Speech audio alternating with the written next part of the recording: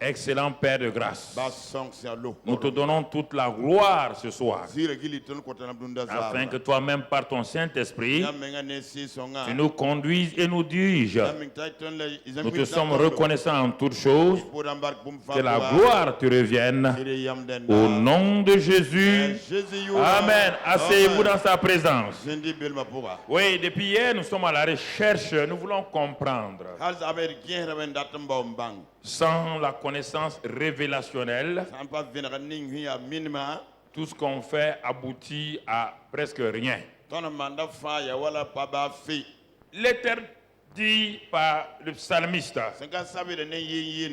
si l'Éternel ne bâtit la maison, si l'Éternel ne bâtit ton ministère, si l'Éternel ne bâtit ta famille, et dit mon ami, tu as un problème. Un vrai problème.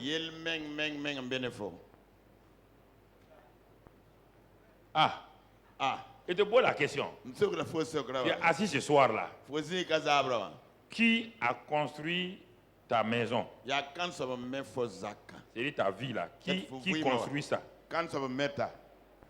L'église locale dans laquelle tu es, qui est en train de construire ça? Tu dis à tes frères, tu dis à tout le monde, venez, on va faire ça, on va faire ça.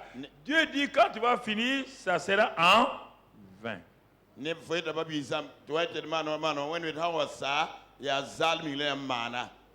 Ça sera en vain.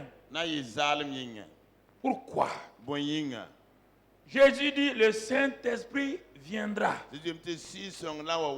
Quand il viendra, quand vous le laisserez agir en vous,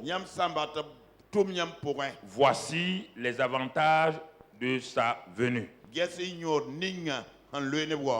Ce matin, de long en large, on a vu les avantages de la venue du Saint-Esprit. On a vu tout ce qu'il est venu et il a fait. Et il continue à le faire. Alors, mon frère, ma soeur, nous sommes à la recherche de la réalité du Saint-Esprit pour nos vies, pour nos ministères et pour tout ce que Dieu veut que nous soyons dans cette vie-là. Alors, ce soir, puisque les soirs, nous laissons un message simple pour que les gens puissent comprendre. Et les matins, nous allons dans la profondeur. Parce que la profondeur appelle la profondeur. Alors, ce soir, nous allons voir simplement les manifestations du Saint-Esprit. Il faut comprendre, parce qu'il y a tellement de manifestations qu'on attribue au Saint-Esprit. On dit que c'est le Saint-Esprit qui est en train de faire ça. C'est le Saint-Esprit qui est à l'œuvre ici. Mais ce que je voudrais ce soir montrer, on va laisser de côté les grands hommes de Dieu. On ne va pas aller parler des Pierre, des Jean, des Jacques, des Élie et autres. Là, tout le monde va dire ils ont été appelés, c'est pourquoi Dieu a fait ça. On va aller prendre dans une église locale, nous allons prendre 2 personnes dans une église locale. C'était au temps de l'église primitive. L'église primitive avait beaucoup avancé. Les apôtres avaient travaillé. Et la gloire de Dieu se manifestait. Et à un moment donné, l'église a commencé à avoir des difficultés. Et ils se sont arrêtés. Parce que les apôtres ont vu qu'ils n'allaient pas dans la direction du Saint-Esprit. Par sentimentalisme, ils ont commencé à se préoccuper de ce que les gens vont boire et manger. Et comme l'église primitive était d'origine juive, et les 3000 qui ont été convertis là, plusieurs sont repartis le jour de la Pentecôte. Donc, le fondement de l'église primitive, il y avait beaucoup de juifs. Et les hellénistes, les gens d'origine grecque étaient venus. Mais l'ethnicisme et le racisme est rentré dans l'église. Vous voyez, ce n'est pas nouveau aujourd'hui. Il y a des églises entièrement d'une seule ethnie, d'une seule race.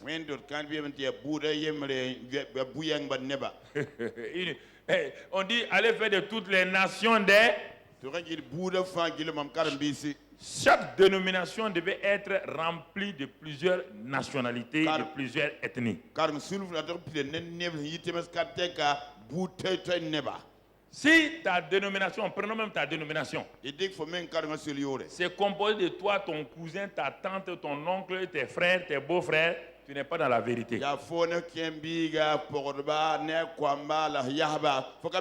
Si ta dénomination, et il n'y a même pas des gens d'autres ethnies, alors qu'ils sont là-dedans, ils ne sont pas dans le bureau national, c'est anormal. Tu es une église ethnique, une église raciale. C'est ça que les disciples n'avaient pas compris. Alors, comme les difficultés étaient là, les murmures ont commencé dans l'église. Parfois, les gens disent, pourquoi on murmure contre moi? On murmure parce que ce que tu es en train de faire là n'est pas dans la volonté parfaite de Dieu. Chaque murmure que les gens élèvent, il faut bien examiner, est-ce que c'est fondé ou pas. Il ne faut pas dire que les gens sont contre toi. Les apôtres ont examiné la chose. Ils ont examiné attentivement et ils ont dit que les hellénistes là avaient raison. Parce que ceux qui distribuaient des vivres là, quand ils arrivaient aux femmes juives, on leur donnait peut-être un sac. Quand on arrive aux femmes grecques, on leur donnait une calebassée. On leur donnait toujours un petit seau. Les apôtres ont dit c'est pas normal. Il y a l'injustice dans l'église. Pourquoi? Parce qu'ils ont voulu eux-mêmes s'occuper de ça. Alors ils ont fait une assemblée et ils ont dit à l'assemblée. Dans Acte 6 maintenant, voilà ce qu'ils ont dit à cette assemblée-là. Versets 1 et 2. Acte 6, versets 1 et 2. Voilà ce que la parole de Dieu nous dit. En ce temps-là, le nombre des disciples augmentant, les hellénistes murmurèrent contre les Hébreux parce que leurs veuves étaient négligées dans la distribution qui se faisait chaque jour. Et les 12 convoquèrent la multitude des disciples et dirent: il n'est pas convenable que nous laissions la parole de Dieu pour servir aux tables. Pasteur, tu t'occupes de quoi? Dans ton église, c'est toi qui t'occupes à qui on doit donner des maïs, à qui on doit donner des vêtements. Tu perds ton temps dans ça. Il n'est pas convenable que nous laissons la parole, le ministère, pour nous occuper des choses du ventre.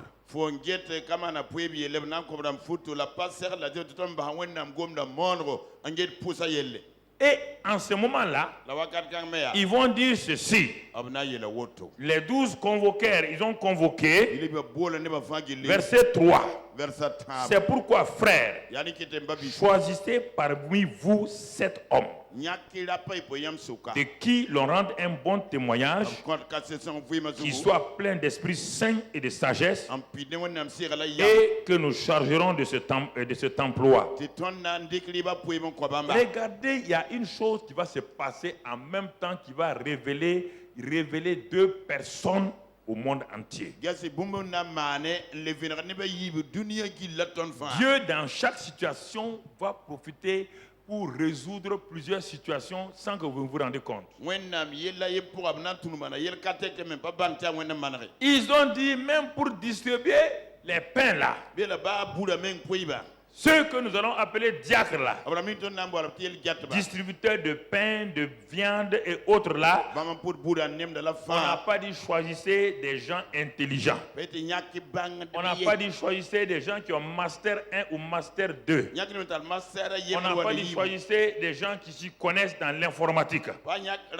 On dit choisissez des gens pleins d'Esprit Saint et de sagesse. Écoutez, on parle de beaucoup de choses. On va voir les différentes qualifications. Plein d'Esprit Saint, c'est la première qualité de tout enfant de Dieu dans l'église de Christ. Ce n'est pas une qualification pour les pasteurs ni les apôtres. Quiconque se dit chrétien doit être plein d'esprit, rempli du Saint-Esprit. Et quand on est rempli du Saint-Esprit, les manifestations sont déjà tapies. Mais on ne les voit pas. On va élire 7 personnes. Parmi ces 7 personnes, on va retenir 2, Étienne et Philippe. On va retenir 2. Les 2 jeunes là s'appellent Étienne, l'autre s'appelle Philippe. Donc ça veut dire qu'ils sont remplis de quoi? Ils sont remplis du Saint-Esprit. Vous êtes d'accord avec moi? Puisqu'on dit qualification, remplis du Saint-Esprit et de sagesse. Mais mon frère, on ne voit pas ça se manifester. On leur dit de s'occuper de la table, de distribuer les vivres aux gens. Même ça là, pour faire ça, il faut être rempli du Saint-Esprit et de sagesse. Réfléchissez. Pourquoi nos églises ont des problèmes? Il y a des gens qui s'occupent des tables et tout, qui n'ont rien, qui ne connaissent même pas Christ. Et c'est pourquoi ils vous créent des problèmes.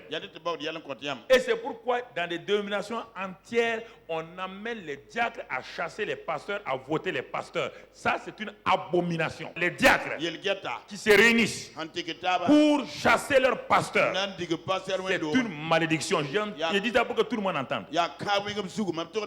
Parce que les diacres ne sont pas appelés. Le pasteur est appelé. Et le diacre n'a aucun pouvoir sur le pasteur. Écoutez. On va écrire à un comité pour dire qu'on ne veut pas ce pasteur-là parce qu'il connaît la vie d'un diacre et le diacre-là monte un coup pour qu'on saute le pasteur. Ce diacre-là n'ira pas loin. Il va être dans la malédiction. Dites ça aux gens, il sera dans la malédiction. Il n'a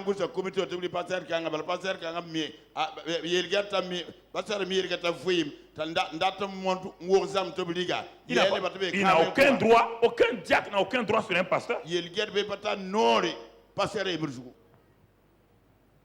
Regardez le rôle des diacres.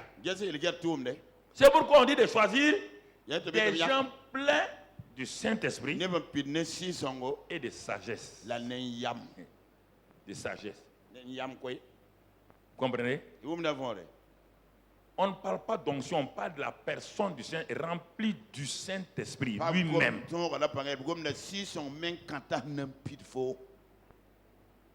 Qu'il soit soumis, contrôlé, dirigé par le Saint-Esprit. Ils sont remplis. Quand tu es rempli de quelque chose, la chose te contrôle. Je prends un exemple négatif pour te montrer ça, un exemple négatif. Quand quelqu'un est rempli de vin et de bière, qu'est-ce qui le contrôle? Il contrôle même sa marche. Est-ce qu'il peut marcher tout droit? Il marche comme ça. Il danse tout seul sans musique. Deuxièmement, quand il arrive à la maison, il trouve sa belle-mère qui le respecte. Comme il est rempli de vin là, il va s'arrêter au-dessus de la belle-mère. Il dit, belle-mère, il y a qu'un biboudet, je te frappe. La belle-mère dit, hey, à quelle heure tu es arrivé comme toi aujourd'hui? Je te parle un mot. Belle-mère. Je vais te montrer. Parce qu'il est rempli de quoi? Et le vin fait quoi? Le contrôle. Le vin le dirige. Ça, c'est le négatif. Le Saint-Esprit, c'est le positif. Quand il te remplit, tu marches droit. Tu respectes les gens. Tu es humble. Même si tu trouves ta belle-mère que tu n'aimes pas, tu vas dire belle-mère, Allah, tu vas l'aimer. C'est ça le Saint-Esprit. C'est ça qu'on te dit ici là. Pierre, Étienne, Philippe, rempli du Saint-Esprit et de sagesse. Rempli du Saint-Esprit et de sagesse. Des hommes. Pas n'importe quel homme. Non. Rempli du Saint-Esprit et de sagesse. Et qui vont s'occuper de distribuer les vivres aux gens. Regardez. Et nous allons continuer à nous appliquer à la prière et à la parole. Regardez tellement regardez le verset 5. Cette proposition plut à toute l'assemblée. Même tout le monde dit ça c'est bon. Apôtre, priez, prêcher. Les affaires sur là, laissez ça à des gens remplis du Saint-Esprit de sagesse. Nous connaissons notre affaire. Nous savons dans l'église là, nous connaissons les gens. Nous connaissons entre nous. C'est ça qu'on a dit ce matin, les saints là. Le ministère des saints. Le ministère des saints. Nous savons qui peut nous secourir. Nous savons qui peut gouverner. Nous savons qui peut exhorter. Ils sont allés choisir directement. Ils sont là, ils sont au milieu d'eux. Ils ont choisi Étienne, Philippe, Nicole, tous et tous. 7. Mais regardez, frères et sœurs, ce que je voudrais vous montrer là, c'est que vous allez voir qu'il y avait des gens tapis dans l'assemblée. Dans l'assemblée.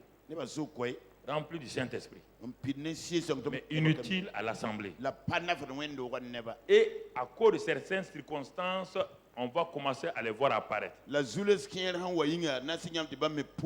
Et quelque chose va se passer dans leur vie. C'est pourquoi je voudrais encourager tous les laïcs, tous ceux qui sont dans l'église, qu'ils soient diacres, diaconesses, qu'ils soient responsables de département, qu'ils soient quoi. Écoutez, ce qui est important ce soir, c'est les deux qualités remplies du Saint-Esprit et de sagesse.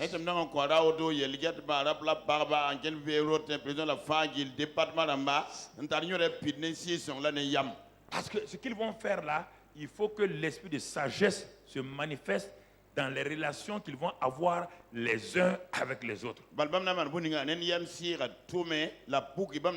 C'est pourquoi on dit rempli du Saint-Esprit et de sagesse. Parce que la sagesse est la première qualité pour permettre à une personne d'entrer en contact avec quelqu'un, de vivre avec quelqu'un par la sagesse. La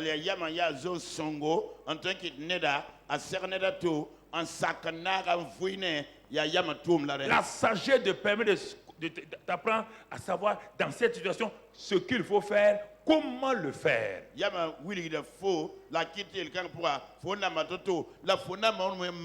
C'est de ça que les diacres et les gens, les chrétiens ont besoin. Ce sont des gens qui sont positionnés pour ça. Maintenant, quand ils ont élu, il y a deux qui vont apparaître devant tout le monde.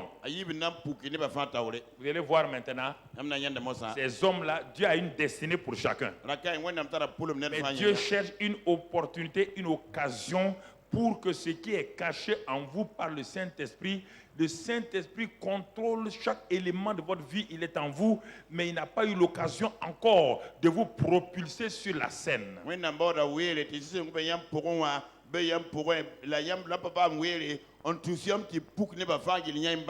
C'est vrai, il est rempli.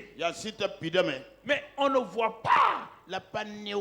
C'est pas au profit des autres. Tu es rempli du Saint-Esprit. Mais regarde comment tu es inutile à l'église. Regarde comment tu es inutile à la société. Mais qu'est-ce qui va se passer? C'est ça. Il faut à un moment donné, le Saint-Esprit qui est en toi là, il faut qu'il y ait maintenant les manifestations. Qu'est-ce qui va faire qu'un homme rempli du Saint-Esprit va voir les manifestations ou ne pas les voir? C'est ça que je vais te dire pas à pas maintenant, jeune homme. C'est écrit dans la Bible, c'est pas ailleurs. Il ne veut pas inventer. Alors, quand on les a élus, autres éléments qui vont apparaître, en particulier sur nos deux amis. Verset 5 là, on revient au verset 5. Cette proposition plut à toute l'assemblée. Ils élurent Étienne, homme plein de foi et d'Esprit Saint, et Philippe. On va s'arrêter à ces deux-là. Ces deux-là, on va les voir. Le premier s'appelle Étienne. Quand on a choisi les 7 caractéristiques générales qu'on cherchait chez les 7, plein d'Esprit Saint et de sagesse. Donc les 7 là sont remplis d'Esprit Saint et de sagesse. Ok. Maintenant, il y a deux. Il y a un qu'on va voir apparaître. Dès qu'on l'a élu, la Bible nous montre quelque chose que ce monsieur avait, mais qui était caché et qui va commencer à apparaître. On lui permet de fonctionner. Il avait la sagesse, mais il ne fonctionnait pas, sauf dans la distribution des choses, il pouvait le faire. Mais il y a quelque chose qui était en lui que les autres n'ont pas encore vu.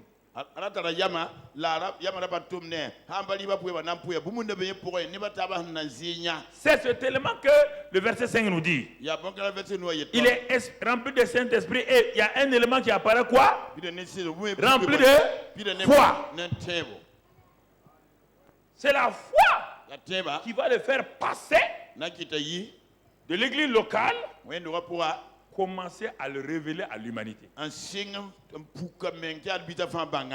Sinon, jamais on allait entendre parler d'Étienne. Il aurait servi dans l'église. Les 5 autres là, on n'a pas entendu parler d'eux. Ils ont bien servi dans l'église. Ils ont bien fait les partages. Mais ils n'ont pas impacté. Pourtant, ils n'ont pas été choisis seulement pour servir. Le Saint-Esprit ne peut pas te remplir de sagesse pour simplement que tu serves à la table. Il y a autre chose qu'il veut que tu fasses.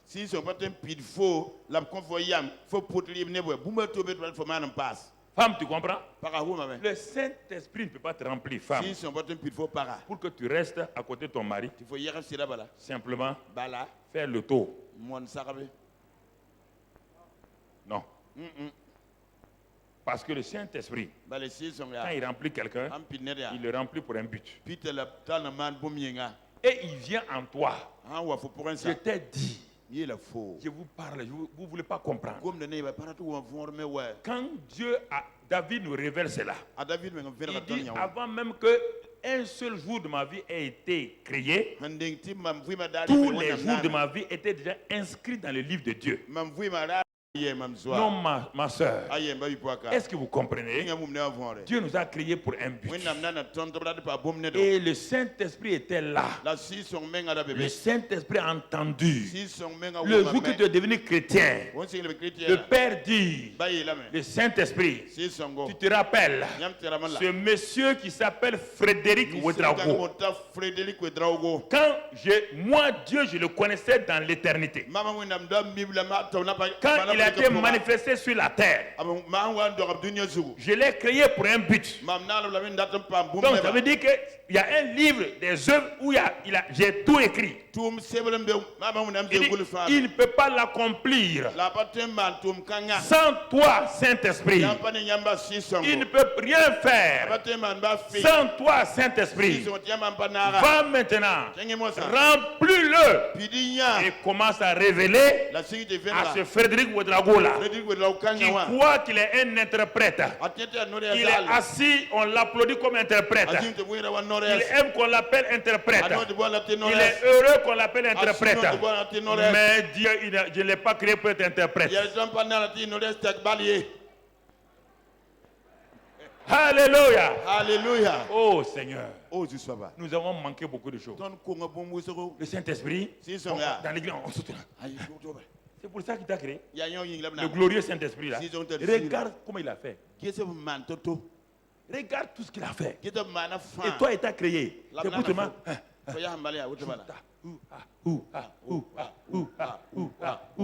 Tous les jours. Il y a quoi? Le Saint-Esprit.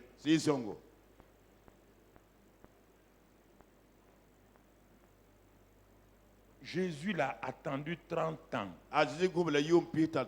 Il était pressé pour faire ce que le Père lui a dit de venir faire. Il a dit, je suis descendu pour faire la volonté de mon Père. 30 ans, le petit aspirait à ça. 30 ans. Il savait pourquoi il était venu. Il connaissait Ésaïe 61. Il connaissait ce passage.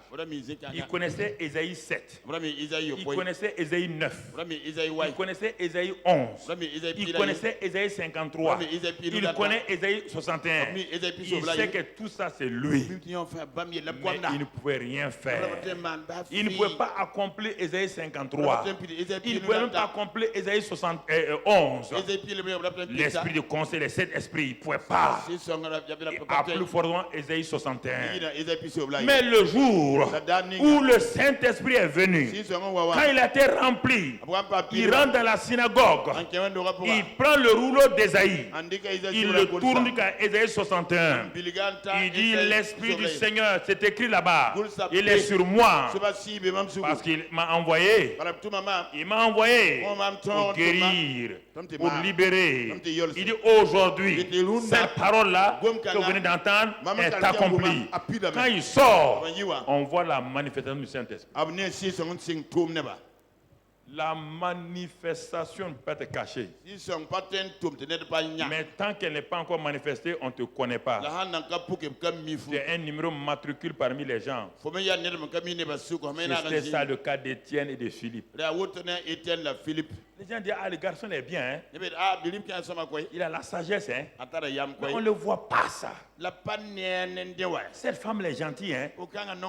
Mais le Saint-Esprit n'a pas été autorisé de manifester ce qu'il doit faire. Tu viens à l'église frustré, tu sors de l'église frustré. Toi, tu penses que le Saint-Esprit, c'est pour les excellents hommes de Dieu, les apôtres, les prophètes. Donc, moi, je suis un petit dans l'église. Mais est-ce que le Saint-Esprit s'intéresse aux grands? Il s'intéresse à tout le monde.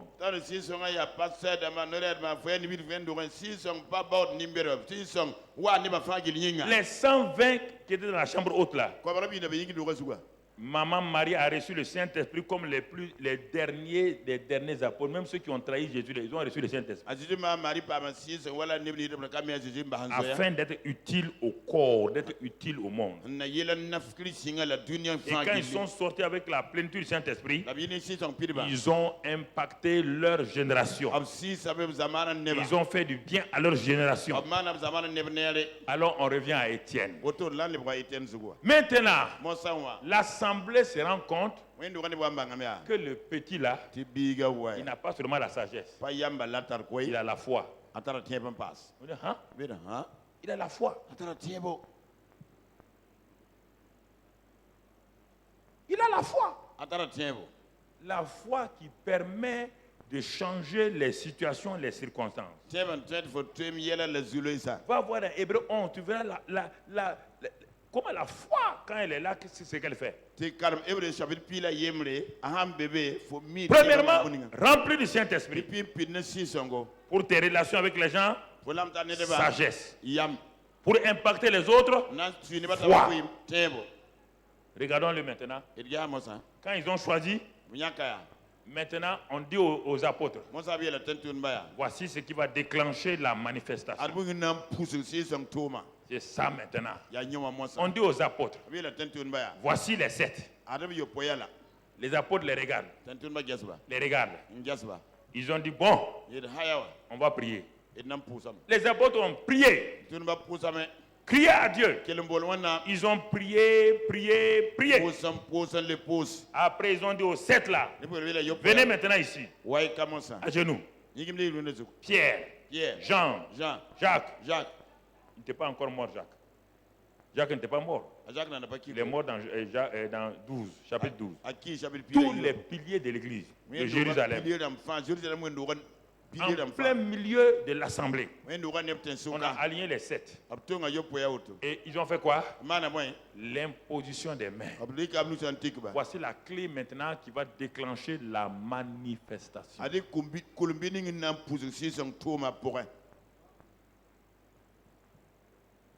Voici la clé. L'imposition des mains.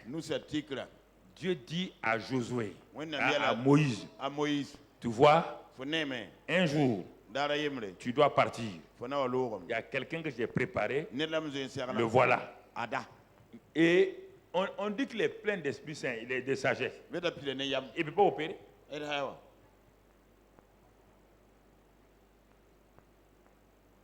Il dit, prends-le. Impose tes mains sur lui. Et ta dignité là, que tu es là, transfère ça sur lui. Ce que tu ne pourras pas faire là, tu ne pourras pas rentrer à Canaan. Tu ne pourras pas faire et partager Canaan. Mais le fait que tu imposes les mains sur Josué, ce qui te reste à faire, ce que tu devais faire, tu le transfères ça sur ce jeune homme là, et il va rentrer dans ta dignité à Canaan. C'est comme si toi tu es rentré. Le fait que Josué rentre à Canaan, c'est comme si toi tu es rentré. C'est pourquoi Dieu dit à Josué, serviteur de Moïse. Vous entendez ce que Dieu dit? Il dit, tu es serviteur de Moïse. Josué dit, oui, présent. Je suis serviteur de Moïse. J'accepte d'être serviteur de Moïse parce que mon temps n'est pas venu. Mais Dieu dit, ton temps est venu maintenant. Comme tu as servi Moïse, maintenant, je vais t'envoyer. Tu vas entrer dans Canaan avec la dignité de Moïse. Ce que Moïse a fait là, comme j'ai été avec Moïse, je serai avec toi. Moïse t'a imposé les mains. Comme j'ai utilisé Moïse, je vais t'utiliser. Comme j'ai élevé Moïse, je vais t'élever. C'est ça, frère. C'est ça, l'imposition des mains manifeste, déploie et envoie, permet au Saint-Esprit qui est en toi, qui est là, mon frère. L'imposition des mains des anciens du collège, c'est ça. Paul et le collège ont posé les mains sur Timothée. Il était rempli du Saint-Esprit. Il avait la foi. Mais il ne pouvait pas agir. Mais par l'imposition des mains, ça a mis en branle les manifestations du Saint-Esprit dans la vie de Timothée. Ça, l'imposition des mains aide les gens. C'est un point de contact qui permet à un enfant timide, à un enfant peureux, de savoir que les pères spirituels, en m'imposant les mains, ils ont fait passer cette grâce. Tu as le même Saint-Esprit. Ils ne t'ont pas donné le Saint-Esprit. Par l'imposition des mains, ils ont transféré sur toi la dignité que Dieu leur a donnée. Et la peur s'en va. Et tu commences à exécuter ce que Dieu dit d'exécuter. C'est ça qui se passe. Mon frère, ma soeur. Ils ont imposé les mains sur les 7. Alors regardons le verset qui suit. Il dit, et la parole. Et la parole de Dieu. Ah, comme les apôtres ont dit qu'ils vont s'occuper de la prière de la parole. Et regardez maintenant, dès qu'ils ont laissé le partage de la nourriture et qu'ils ont commencé à prier, à s'occuper de la parole, et regarde le résultat. La parole de Dieu se répandait de plus en plus. Mais avant ça, la parole de Dieu s'était arrêtée. À cause des problèmes de l'église là. La parole de Dieu s'est arrêtée. Puis ils sont occupés à remplir le ventre des gens. Ils sont occupés à distribuer des vivres. Ils ne prient plus et ils ne préparent plus la parole. Mais dès qu'ils ont dit qu'on va revenir à l'appel que nous avons reçu, alors ils ont libéré l'église. Alors en ce moment-là, la parole de Dieu se répandait. La foi se communiquait aux gens. Et le nombre égaré, à cause des apôtres là, le nombre des disciples augmentait beaucoup à Jérusalem. Et une grande foule des sacrificateurs obéissait à la foi. Ça, c'est le résultat du ministère des apôtres. Mais ce n'est pas fini. C'est pas fini. Quelque chose va apparaître maintenant. On n'a pas encore vu. Jusqu'à présent, c'est les apôtres, les apôtres, les apôtres. Quelque chose va apparaître. Le verset suivant, le verset suivant. Le verset suivant. Étienne. Regarde, Étienne. Lui aussi, il apparaît brusquement. Un homme qui était inconnu. Un homme qui était dans l'assemblée, comme toi, qui avait peur, mais il avait le Saint-Esprit, il avait la sagesse. Et maintenant on a découvert qu'il a la foi. Ça n'a jamais agi. Ça n'a jamais agi. Maintenant que les apôtres sont rentrés dans leur ministère, prière, parole, et l'assemblée grandissait, on voit quoi? Dans la même atmosphère là, les apôtres ont créé une atmosphère qui va permettre à Étienne de fonctionner. La foi d'Étienne qui était en lui et par l'imposition de main va se déclencher. On dit Étienne.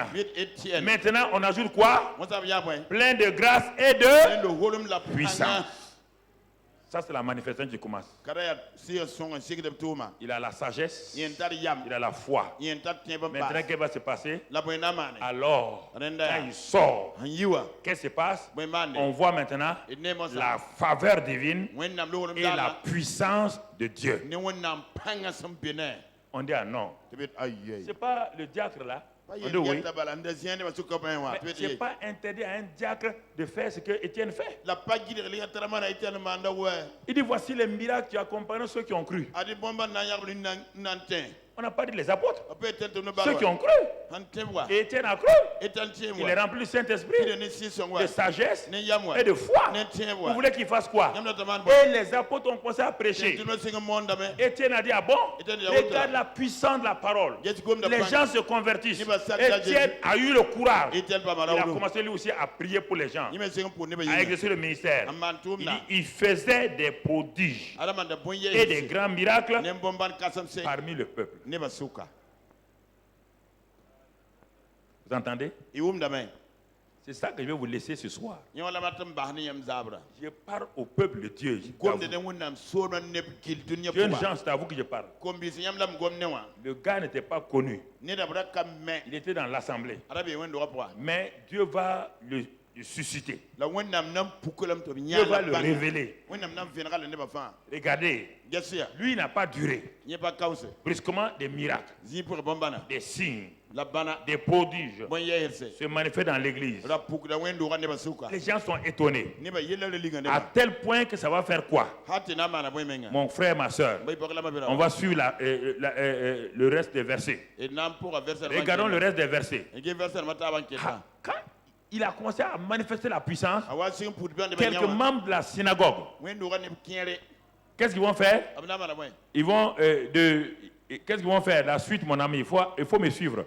De celles des Cyréniens et celles avec des Juifs. Continuons. Se mirent à discuter avec Étienne. Ah non, il ne peut pas admettre. Le gars là n'est pas apôtre. Il dit, mais pourquoi il fait des miracles comme ça? Pourquoi il fait des prodiges? Les hommes religieux sont venus pour faire confrontation. Regarde ce que tu vas découvrir maintenant. Le gars, il fait des miracles, des prodiges, des grandes choses. Et on croit que c'est fini. C'est pas fini. Maintenant, les gens viennent le provoquer, lui créer des problèmes. Mais ils ne savent pas que cet homme-là est rempli de paroles.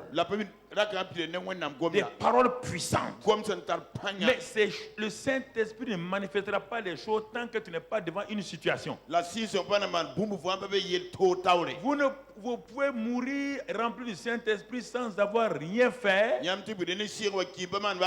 parce que vous refusez d'affronter les situations réelles. Vous fuyez les situations. Quand les gens sont venus, Étienne n'a pas dit, je vais vous amener chez nos pasteurs. Je vais vous amener chez mes diacres, chez mes prophètes. Non. Tous ces grands théologiens-là, on a dit les différentes synagogues. Il y a au moins 3 synagogues. On n'a pas le temps de dire ceux qui y sont, mais les gens bien. Des gens élevés, des gens intelligents. On dit un petit comme ça là, on va lui montrer que le temps des miracles est fini. On va lui montrer que Dieu ne fait plus de miracles. C'est un jeune homme qui est séduit. Ils ont venu parler. La suite du verset, donne-moi la suite du verset. Mais là, il ne pouvait pas résister à sa sagesse. La sagesse qui était là pour travailler maintenant est devenue une arme pour Étienne face à ses ennemis. La sagesse que Dieu vous donne là, si c'est pour vos amis, si c'est pour vos frères, ça va aider vos frères. Mais si contre vos ennemis, ça devient une arme puissante contre vos ennemis. La sagesse a plusieurs aspects. Et à sa sagesse et à l'esprit. Vous voyez bien? On n'a jamais dit sagesse simple. On a dit toujours esprit. Toujours l'esprit est là. Donc Étienne était un homme connecté au Saint-Esprit. Il savait que si sa relation avec le Saint-Esprit est mauvaise, tout le reste s'en va.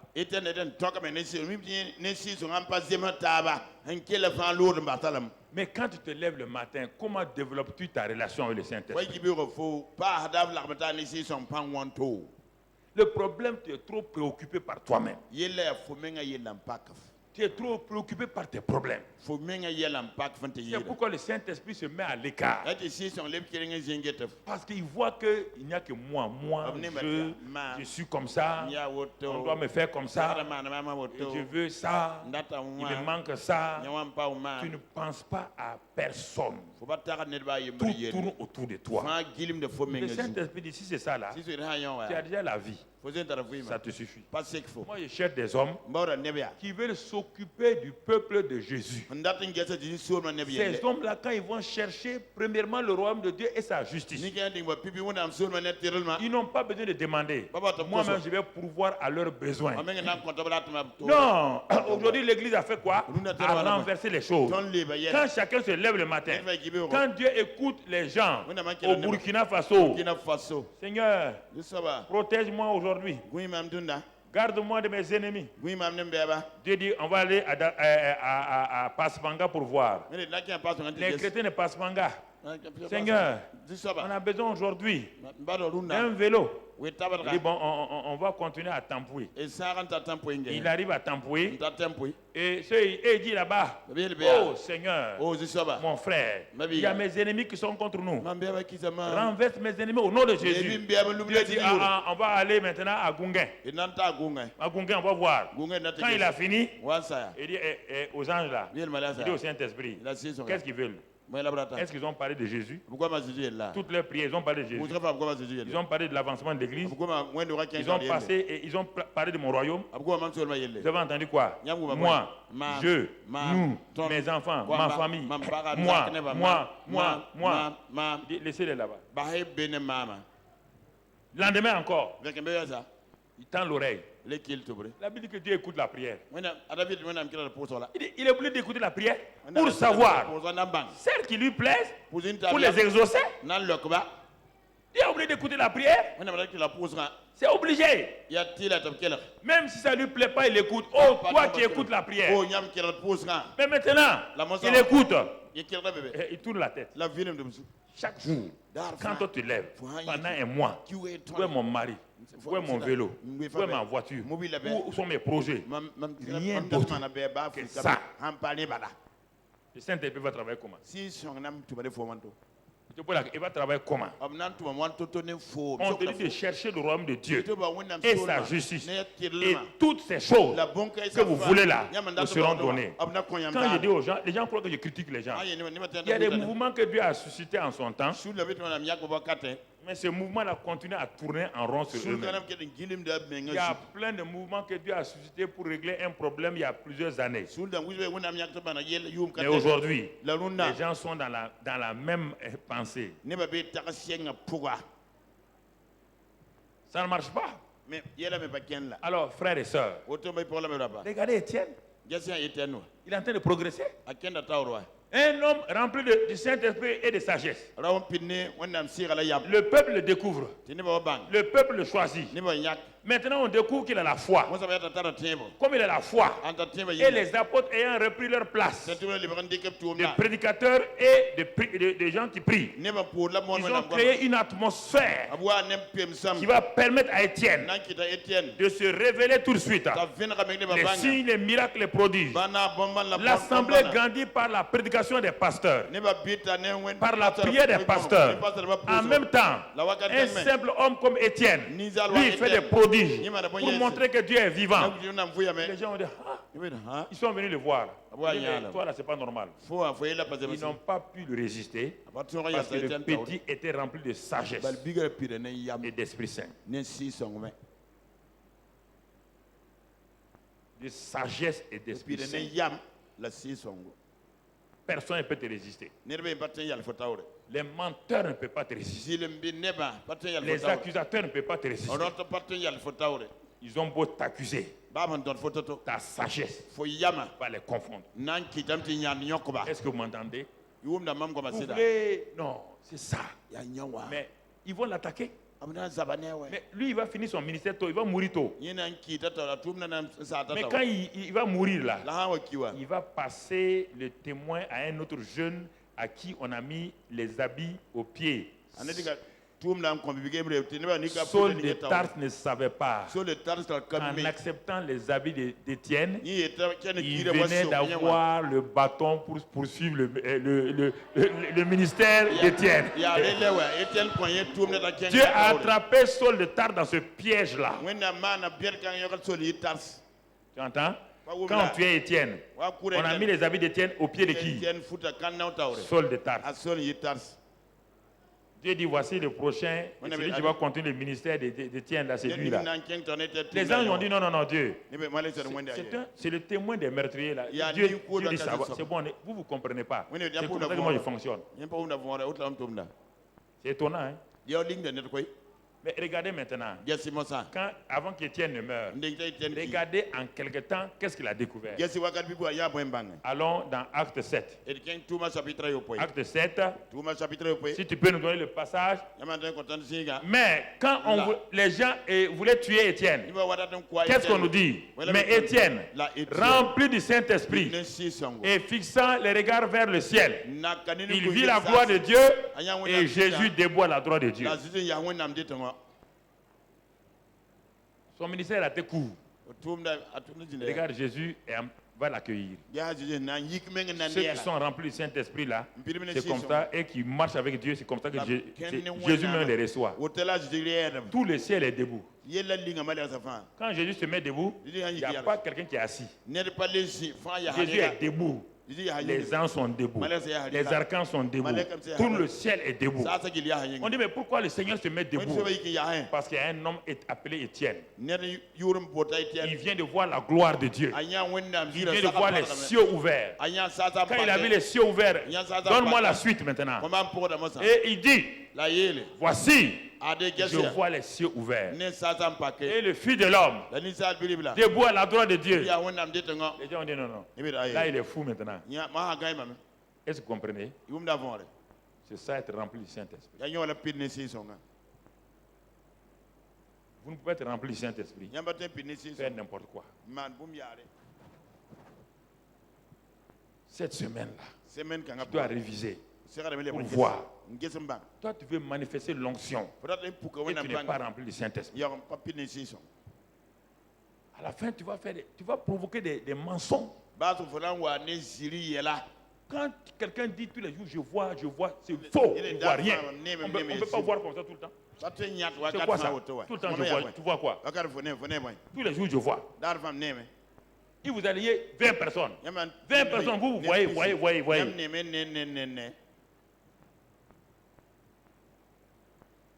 Qui vous a dit ça? Vous croyez qu'on voit comme ça? Allié 50 personnes, le premier qui rentre, je vois. Deuxième qui rentre, je vois. Troisième qui rentre, je vois. Toi, tu es menteuse. Tu ne vois rien. Ma foyer.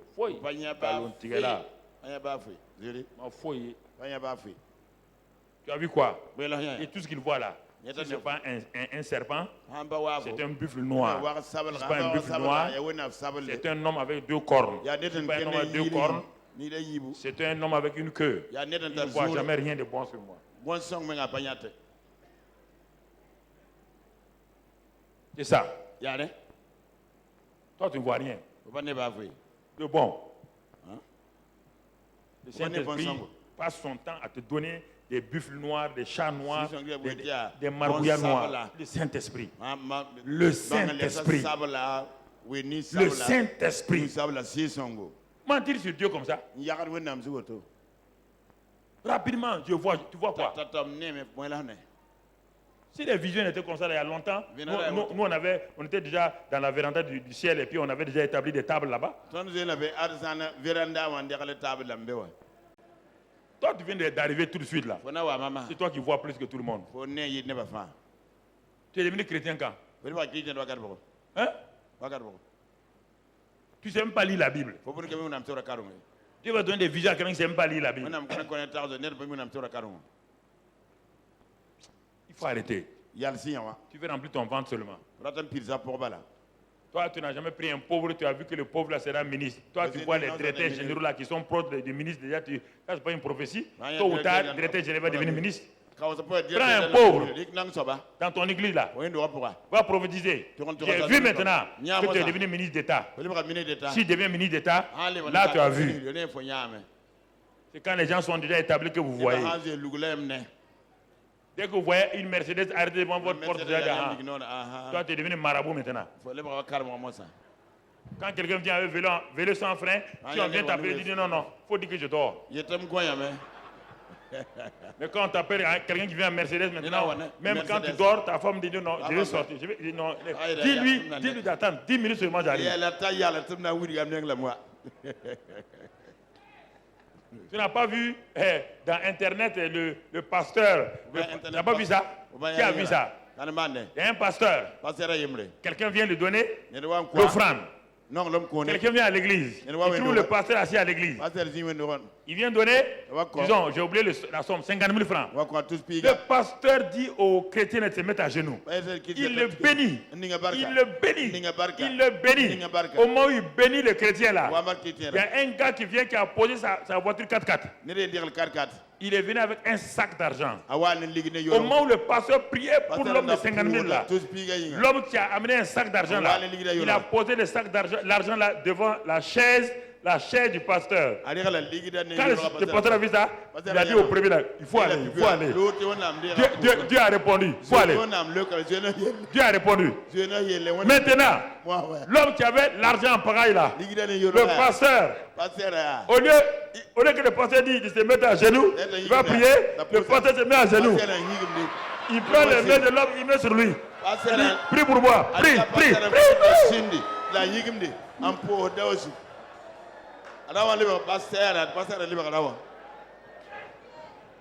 L'homme qui a amené l'argent est à l'onction plus que le pasteur maintenant. Et puis, il saute, il court partout. L'homme l'avait s'agenouillé. Il dit non, ne pas s'agenouiller. C'est lui-même qui s'agenouille. Il dit, mets ta main sur moi. Prophétise. L'argent. L'argent. L'argent.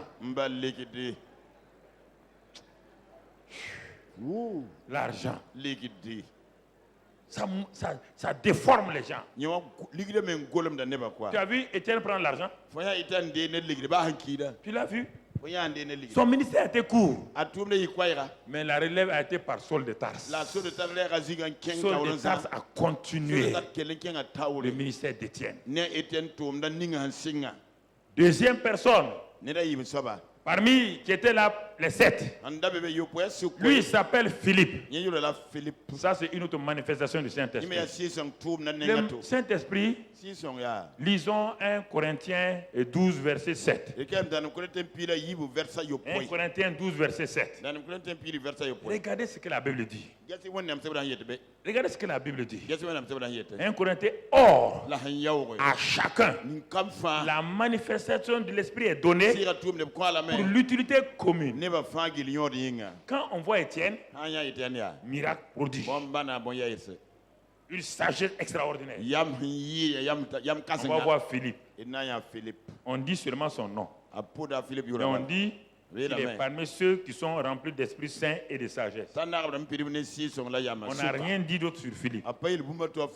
Mais regardons, comme c'est le Saint-Esprit qui est patron, il est libre d'agir avec chacun comme il veut. Ne convoite pas le ministère d'Étienne. Tu ne t'appelles pas Étienne. Dieu a une part pour toi. Si tu tiens ta part, tu seras béni. Philippe n'a pas été jaloux d'Étienne. Philippe savait que Dieu a un plan pour sa vie. Mais comment ça va se manifester? Toujours. Sur Philippe aussi, les apôtres ont imposé les mains. Maintenant, les circonstances, les situations qui vont permettre à Philippe de manifester, que le Saint-Esprit manifeste à travers lui, ces situations n'étaient pas encore là. Et brusquement, avec la mort d'Étienne, Acte 8, verset 5. Acte 8, verset 5.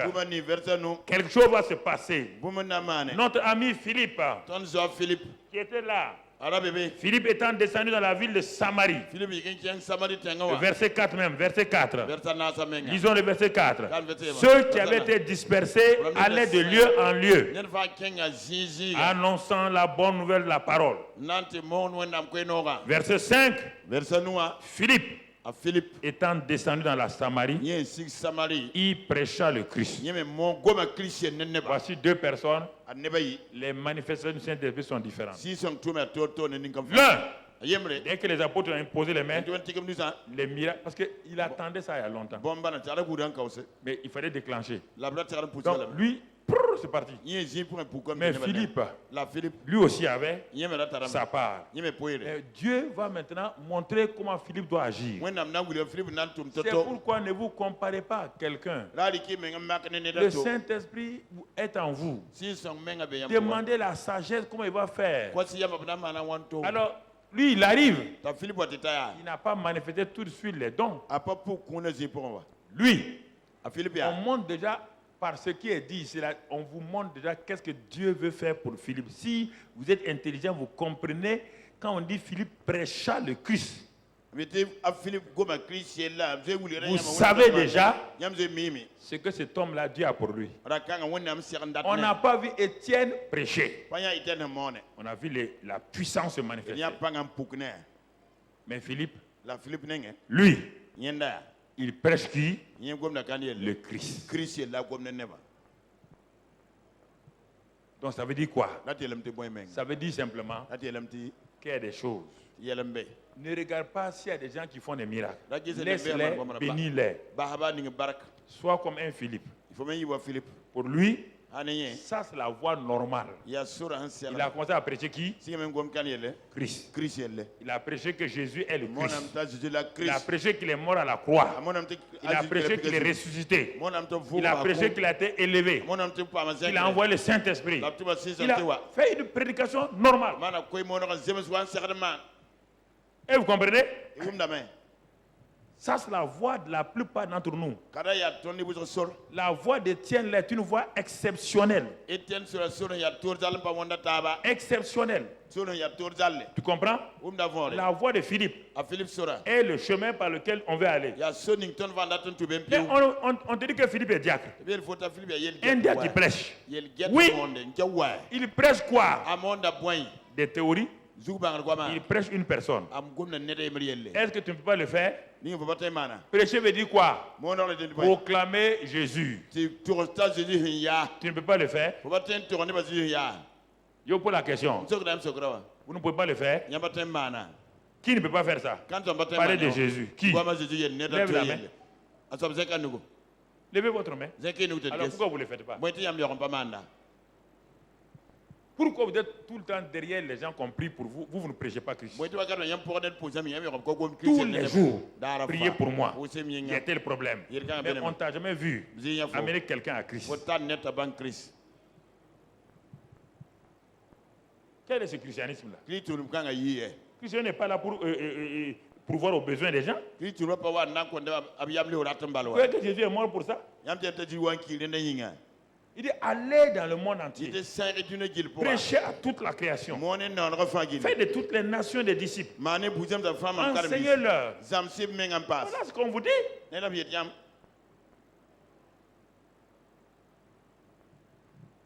Il prêcha le Christ. Quand j'ai été rempli du Saint-Esprit, la même semaine, j'ai prêché le Christ dans les rues de Toulouse, en France. Prêcher ne veut pas dire avoir, dans la Bible, vous n'avez jamais vu un truc comme ça. Ça n'existe pas. C'est le monde moderne qui nous a... Jésus n'a pas prêché des trucs comme ça. Jésus prêchait, les gens étaient assis sur l'herbe et puis il prêchait. Il n'y a pas de chair, il n'y a rien. On n'a pas besoin d'une chair pour prêcher. On a besoin de proclamer que Jésus est amour, qu'il est mort pour nous. C'est fini. La même semaine où j'ai été rempli du Saint-Esprit, j'avais l'amour des âmes dans mon cœur. J'ai commencé à témoigner dans les rues de Toulouse. Jusqu'à ce jour-là, j'ai été saisi par ça. Vous avez le Saint-Esprit. Vous n'aimez pas prêcher aux gens. Vous ne cherchez pas les gens. Vous avez tout le temps des problèmes matin, midi, soir. Quelque chose ne va pas. Tous les jours, problème.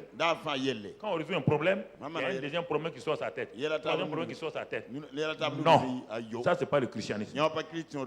Pas fatiguer les gens. Il y a des gens qui épuisent les pasteurs et les pasteurs tombent dans leur piège. Le pasteur n'a pas le temps d'aller évangéliser. Matin, il y a 50 personnes. Tu as préparé ton sac pour aller évangéliser. Satan t'envoie 50 chrétiens. Satan envoie 50 chrétiens, pas des païens, chrétiens. Chacun va te prendre 3 heures. Mon mari est comme ça. Il ne me donne pas l'argent. Quand il se lève, il me parle mal. Ceci ou cela. Elle tire toute la substance. Le deuxième vient. Pasteur, il y a 3 démons qui me suivent. Il y a un devant, un derrière, un en haut. Quand ils font des choses seulement, donc, toute ton énergie, ta batterie là, est en train de faire quoi? Décharger. Le soir maintenant, tu vas aller évangéliser. Tu es déjà déchargé.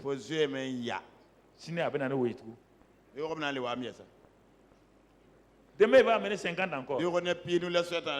Au bout d'un an, c'est inefficace. Homme de Dieu, vous entendez? Arrêtez de gaspiller votre temps avec les mêmes personnes tous les jours. Ils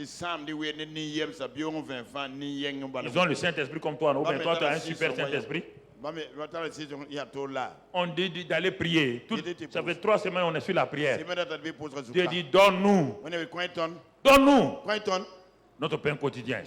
Délivre-nous du malin. Pardonne-nous nos péchés. Les 3 verbes. Donne-nous, pardonne-nous, délivre-nous dans notre Père. On n'a pas dit quelqu'un n'a qu'à te délivrer. On dit le Père. Parle au Père. Pourquoi tu veux me fatiguer? Le monde, les autres religions sont en train de gagner le monde, les chrétiens sont enfermés dans des clubs. Quand vous allez vous réveiller, vous allez trouver que le monde est devenu autre chose que chrétien. Et ils vont vous mater. Vous allez comprendre. N'allez pas évangéliser.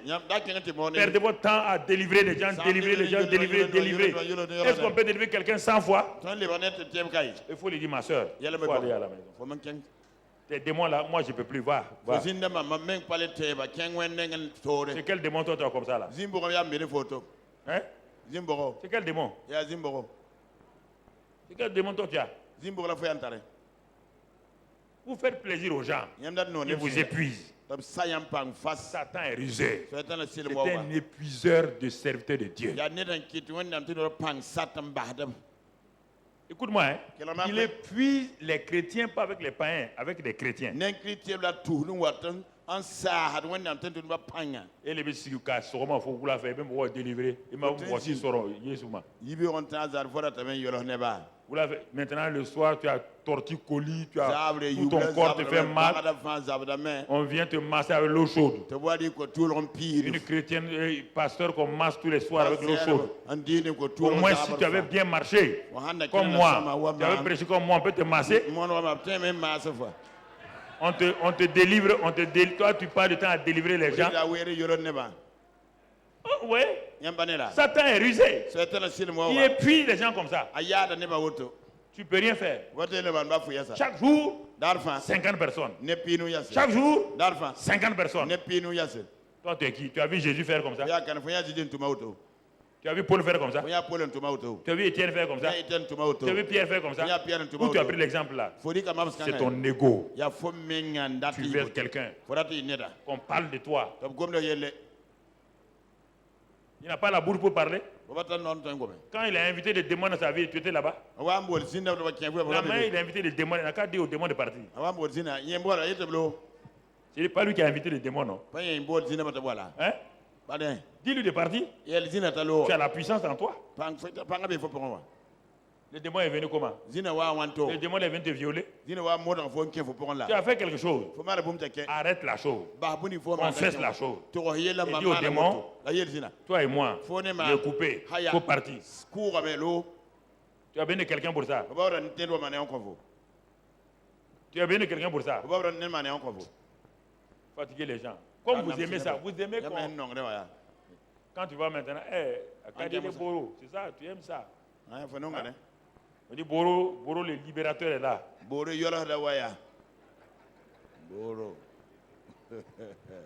Il est là, le libérateur est là. Alors que le monde t'attend. Au dehors là, il y a 5000 chrétiens que tu aurais dû avoir dans ton église il y a longtemps. Tu as perdu du temps avec les chrétiens et les chrétiens rétrogrades là. Et les païens sont au dehors.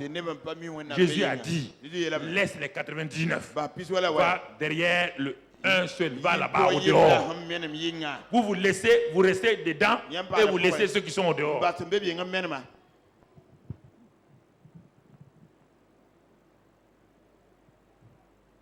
C'est ça. Il prêcha le Christ. Quand il n'a pas dit qu'il a prêché Jésus, on dit le Christ. Quand il a prêché ça, quand il a dit le nom, qui s'est manifesté? Qui s'est manifesté? Le Saint-Esprit. Quand le Saint-Esprit se manifeste, regarde. Quand on voyait Étienne, les gens ont applaudi Étienne. Philippe découvre que ce qu'il a vu avec son ami Étienne là, c'est en lui aussi. C'est en lui. Mais le chemin pour parvenir était différent. Chacun de vous a ça. Chacun de vous. Mais le chemin est différent. Certains par l'enseignement, les gens sont délivrés. Comprenez?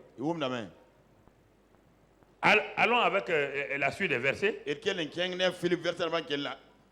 Les foules tout entières. Regardez maintenant. Étienne n'a pas eu ce privilège-là. Mais Philippe, les foules sont là. Les foules sont là. Les foules entières, tout entières, étaient attentives à ce que disait Philippe. Est-ce que vous m'entendez? Qui?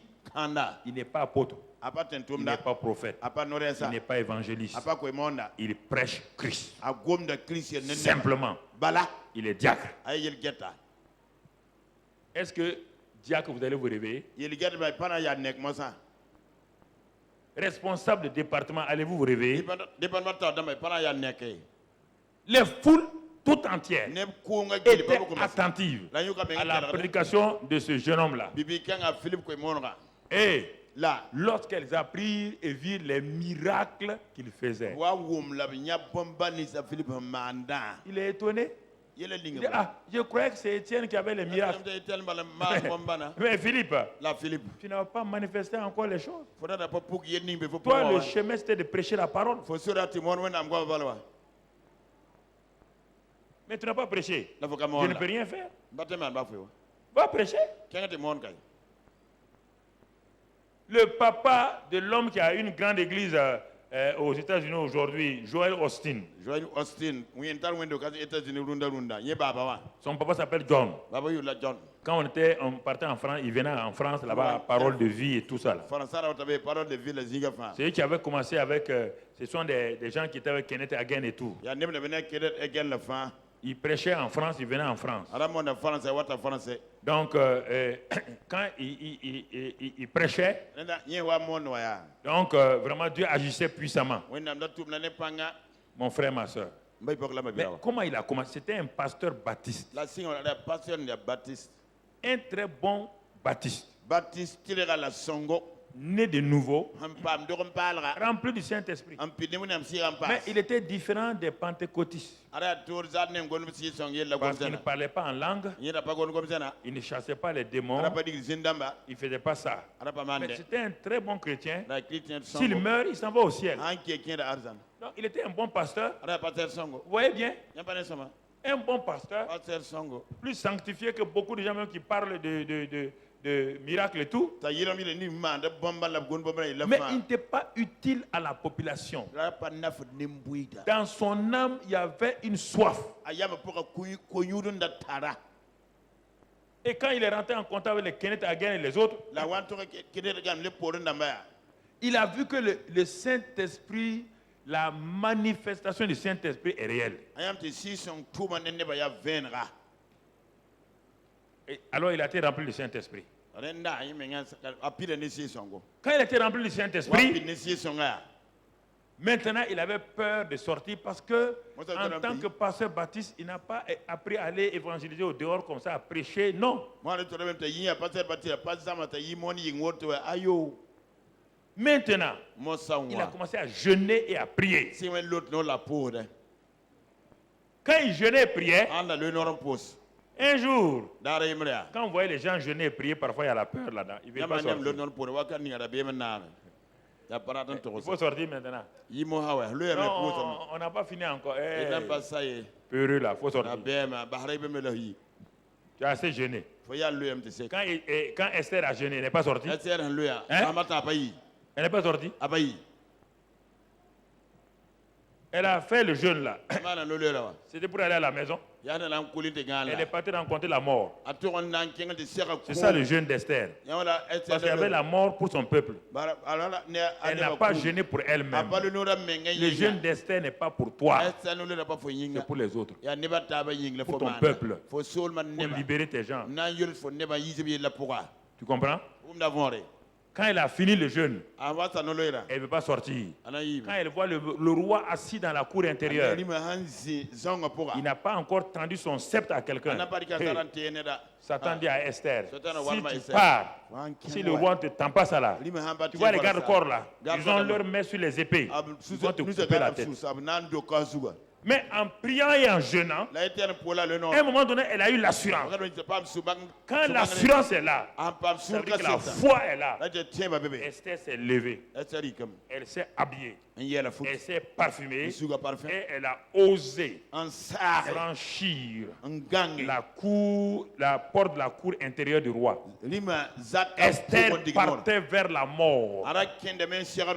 Les gardes regardent la reine et regardent le roi. Est-ce qu'il va tendre son sceptre à la reine? C'est ça le jeûne d'Esther. Est-ce que le ciel va laisser qu'on coupe la tête d'Esther? Elle va.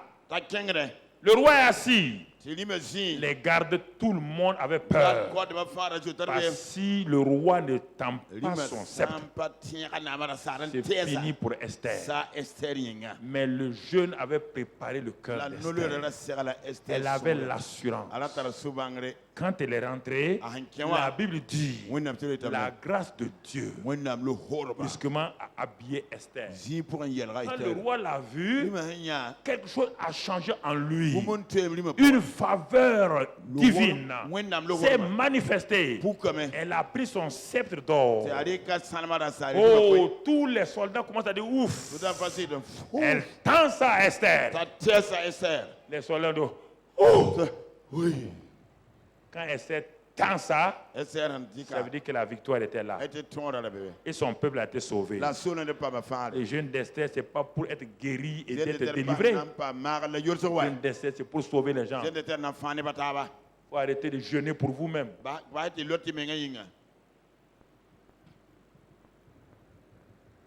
Changez ça. Comprenez ce que la Bible dit. On revient à John Austin Papa.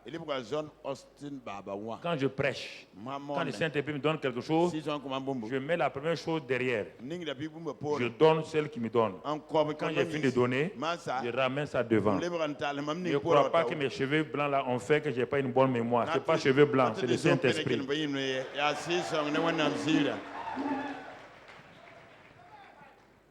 Sinon, les vieux, ceux qui ont mon âge, là, quand ils s'arrêtent, quand ils veulent appeler leur enfant, ils disent Bondo, Bondo, Bondo.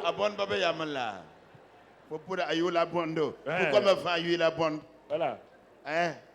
Quand le Saint-Esprit n'est pas tout, on dit Bondo, Bondo. Quand le Saint-Esprit est là, on ne dit pas Bondo, on dit le nom de la personne. La chose est claire. Oui. Ce n'est pas une question de cheveux blancs. Non, c'est une question du Saint-Esprit. Sois rempli de ça, de sagesse, de foi, et tu vas opérer. J'ai dit que tu vas opérer au nom de Jésus. Alléluia. Alléluia. John Austin. Dieu dit, mon ami, il faut arrêter le jeûne, la prière. Prends ta guitare. Va dans les rues là-bas. Joue la guitare. Il est sorti à sa guitare sèche. Il est allé au carrefour. Il a commencé à jouer. La joie du Seigneur est ma force. Et puis il ferme les yeux, il a peur. Mais un guitariste qui joue la musique, les gens vont venir. Les gens vont commencer à venir s'arrêter, à écouter. Dieu dit maintenant, John Austin, prêche. Dis, hein? Prêcher à la foule là. Dis oui. Il a prêché. Quand il prêchait, Dieu dit arrête et lance l'appel. Nous on ne fait pas ça chez nous. Dieu dit c'est pas chez toi ici. C'est moi. Lance l'appel. Il ferme les yeux. Il dit est-ce qu'il y a quelqu'un qui veut recevoir Jésus? C'est comme s'il est mendiant quoi. Est-ce qu'il y a quelqu'un qui veut recevoir Jésus? Venez devant un peu. Et puis il ferme les yeux. Il continue à dire venez. Venez. Quand il ouvre les yeux, il voit les gens. Ils sont venus. Ils sont venus. Ils ont reçu Christ. Le Saint-Esprit dit, prie pour les malades. Nous, on ne fait pas ça. Prie pour les malades. Bon, il dit, bon, ceux qui ont quelques petites douleurs là, ceux qui ont des maux de tête là, Je n'ai pas dit ceux qui sont gravement malades. Hein.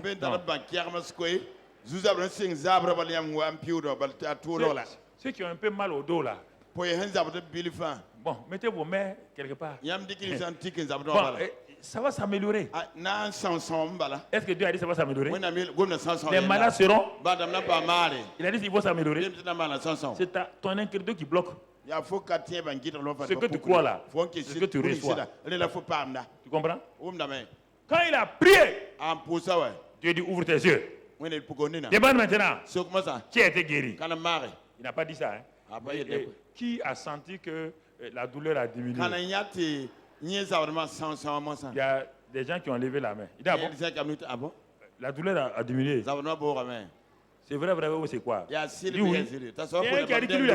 qui dit que lui a été guéri. Tu es vraiment guéri. Oui. C'est comme ça que John Austin a commencé. Dieu lui a donné une église de 5000 personnes. Quand il mourait maintenant, il a des enfants et filles. Mon frère, son fils qui a actuellement une grande église, Joel Austin, c'était le chef caméraman de son équipe qui venait partout avec lui. Quand il mourait, il était sous son lit. Ses enfants sont venus. Il a dit à ses enfants, au grand frère, toi tu feras ça. Le pasteur de la famille, c'est Joël. Joël dit, papa, je suis dans la technique. C'est moi qui fais des vidéos caméras. Dieu dit c'est lui. Parce que le papa, il n'avait pas complété ses jours. Il a pris le reste de ce qu'il avait là. Il a mis sur Joel Austin. Le papa, quand il mourait, il avait 5000. 5000. Joel Austin aujourd'hui a 35 000 dans un stade. Et tu le vois passer sur les télévisions partout. C'était un simple chef de caméra de son papa. Et tu comprends? C'est ça, Philippe. Joël Austin ne savait pas qu'il y avait en lui tout. Toi, tu es assis, tu ne sais pas que tu as tout. C'est pourquoi il faut laisser le Saint-Esprit se manifester. Est-ce que vous m'entendez? Il ne faut pas avoir peur. Il ne fera pas comme les autres. Ne t'inquiète pas, le Saint-Esprit est intelligent, il connaît ton caractère. S'il sait que tu n'aimes pas sauter, il ne te fera pas sauter. Donc, parce que le problème, quand tu vois les gens sauter, tu dis, si je dois sauter comme eux, Saint-Esprit, il faut laisser comme ça. Non, Saint-Esprit ne force pas. Il va prendre ton caractère là, il va t'utiliser comme ça. Vous comprenez? Il utilise chacun comme il veut. Il manifeste à chacun comme il veut. Il n'impose pas les choses aux gens. Tu comprends? Tu comprends?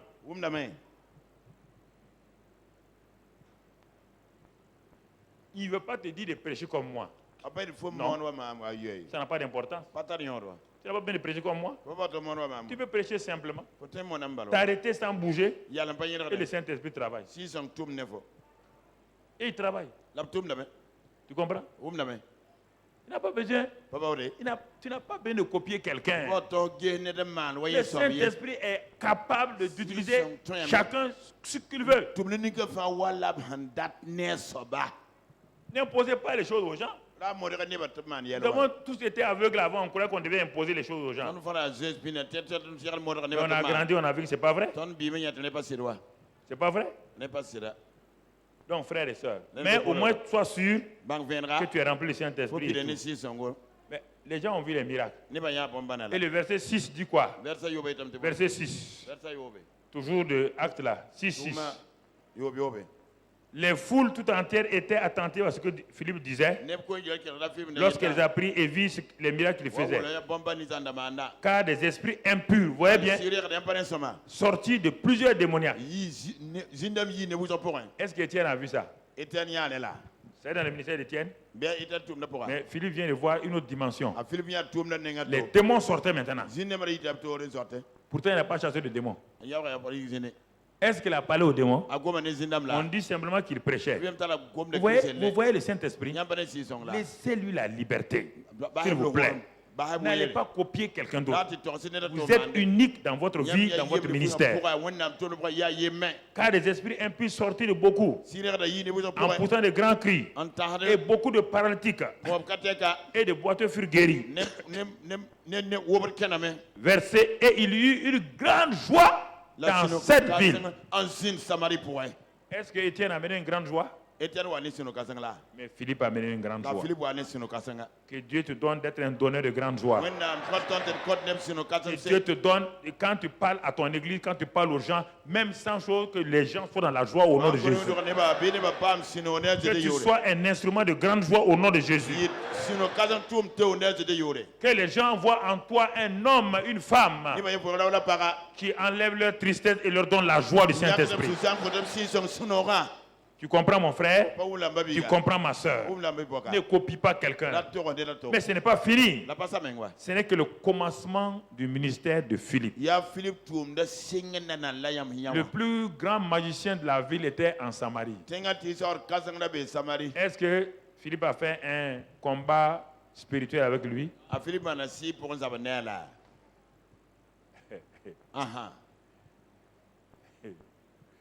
Combat.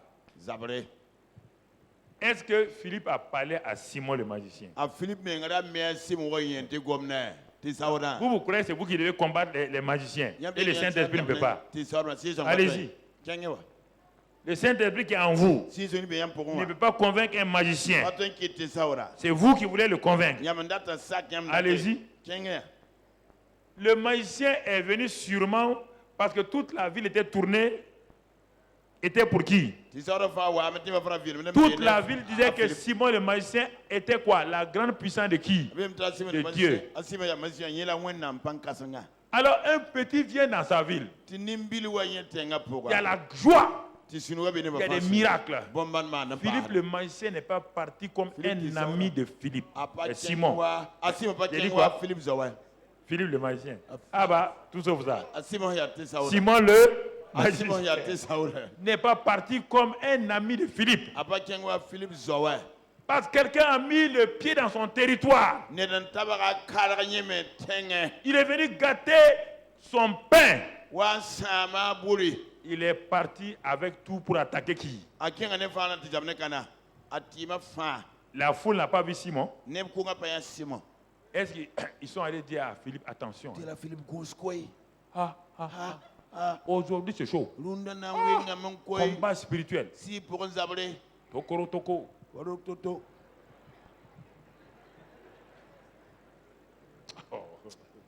Si vous voulez danser, dansez. Mais ne dites pas que c'est combat spirituel. Il y a longtemps vous voulez danser, vous n'avez pas dansé. Dansez sur moi. Ne mettez pas ça sur le dos du Saint-Esprit. Les gens viennent me dire, pasteur, on a vu hier. On a vu que les sorciers veulent t'attaquer. Les démons veulent te sortir. On va prier pour toi. Tu ne pries pas pour moi. Ne prie même pas. Satan est en lui. Dans ce sorcier. Dans ce sorcier, il y a Satan. Dans ce magicien, il y a Satan. En Philippe, il y a qui? Il y a qui? Est-ce qu'il y a combat entre le Saint-Esprit et Satan? Tu as besoin de faire l'arbitre? Tu as besoin de jouer à l'arbitre? Tu as besoin? Philippe est venu, Simon est venu, il a pu faire quelque chose. Mais au bout de quelques jours, il a fait quoi? Toute la ville a vu Simon le magicien venir avec quoi? C'est gris-gris. C'est fétiche. Il est venu faire quoi? Il est venu se prosterner devant Jésus. Pas devant Philippe, devant Jésus. Les gens n'ont pas à se prosterner devant toi, ni moi. Devant Jésus. Jésus est devenu Seigneur. C'est ça. Simplement par la prédication. Il n'a pas chassé un démon. Simon, les démons de Simon, le magicien, ont dit, bon patron, au revoir. On ne peut pas rester ici. Il y a trop de feu ici. Voici frère. Remplissez votre église de prières. Des prières de feu. Remplissez votre église. La présence de Dieu. Parlez en langue. Parlez en langue. Remplissez votre église. Quand les magiciens viennent, quand les gens viennent, ils ne peuvent pas rester. Ils vont partir.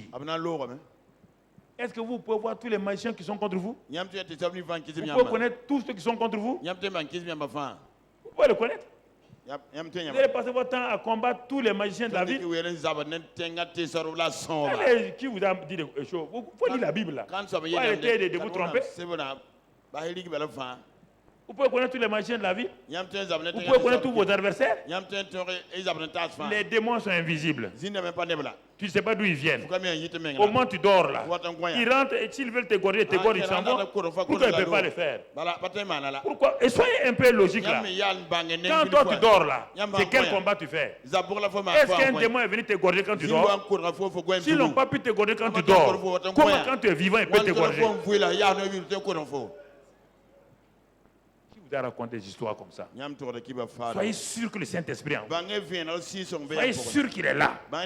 Communiez avec lui. Honorez-le. Ne l'attristez pas. Exaltez-le. Vénérez-le. Remplissez-vous de la parole. De la parole. De la parole. Là où il y a la parole du Saint-Esprit, il y a la lumière de Dieu. Là où il y a la lumière de Dieu, les ténèbres s'en vont. Écoutez-moi ça. Si tu es venu pour que Papa Karambri prie pour toi, fais attention. Je ne le ferai pas. Je parle du Saint-Esprit. Parle du Saint-Esprit. Si tu ne crois pas au Saint-Esprit, tu ne peux même pas croire en moi. Tu vas croire en moi comment? Tu vas croire en moi un homme limité comme ça. Et tu refuses le grand Saint-Esprit.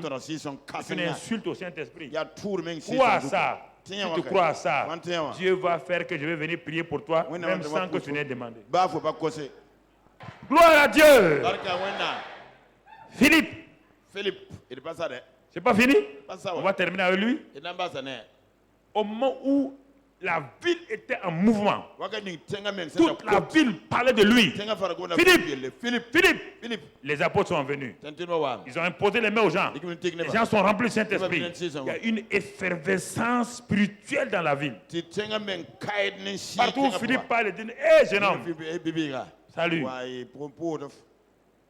Un matin, un ange vient.